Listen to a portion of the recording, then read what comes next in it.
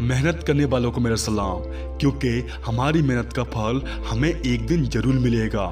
लक्ष्मी पूजा के काबिल तो है, लेकिन भरोसे के काबिल कतई नहीं है।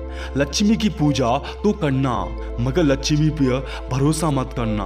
और भगवान की पूजा भले ही मत करना, लेकिन भगवान पर भरोसा हर हाल में रखना।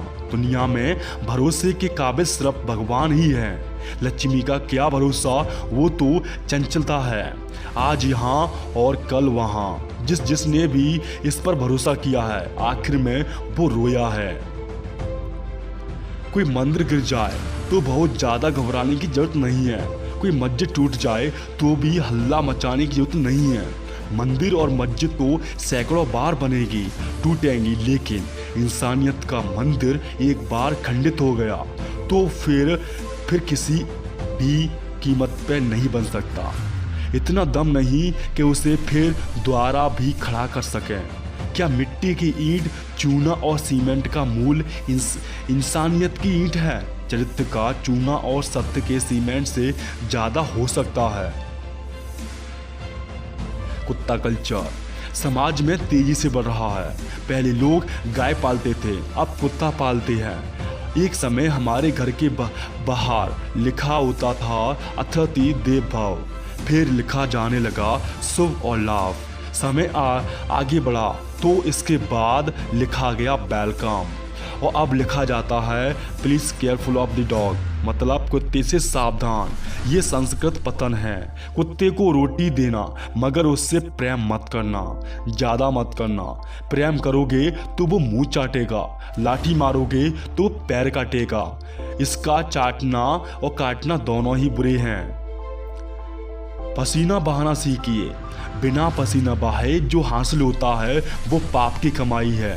ब्याज मत खाइए, आप ब्याज मत खाइए। ब्याज पाप की कमाई है, क्योंकि इसमें पसीना नहीं बहाना पड़ता है। लेकिन हम बड़े चतुर हैं। आज हमने प्याज खाना तो छोड़ दिया है, लेकिन ब्याज खाना जारी है। प्याज खाना प्याज से भी बड़ा पाप है। पसीने की रोटी खाइए। पाप की कमाई से आप पत्नी को सोने का कंगन तो पहना सकते हैं, मगर ये भी संभव है कि इसके लिए आपको लोहे की हथकड़ियां पहननी पड़ सकती है। गुस्सा का अपना बुरा खानदान है। गुस्सा की एक लाडली बहन है जिद। वो हमेशा क्रोध के साथ साथ रहती है। क्रोध की पत्नी हिंसा है, वह पीछे छिपी रहती है, लेकिन कभी कभी आवाज़ सुनकर बाहर आ जाती है।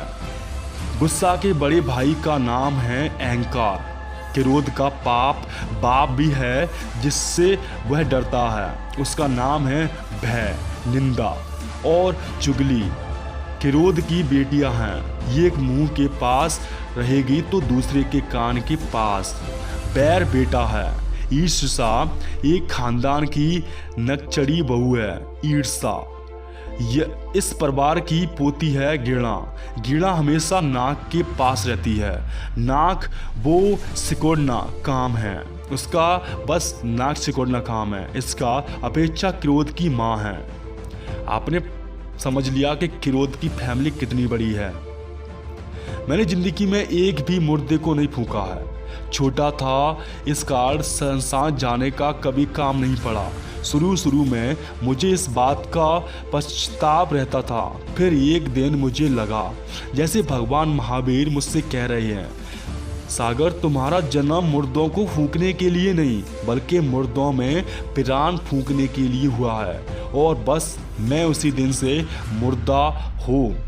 चले व्यक्ति समाज और देश में परिणाम मतलब प्राण फूंकने के लिए पारमर से जुट गया।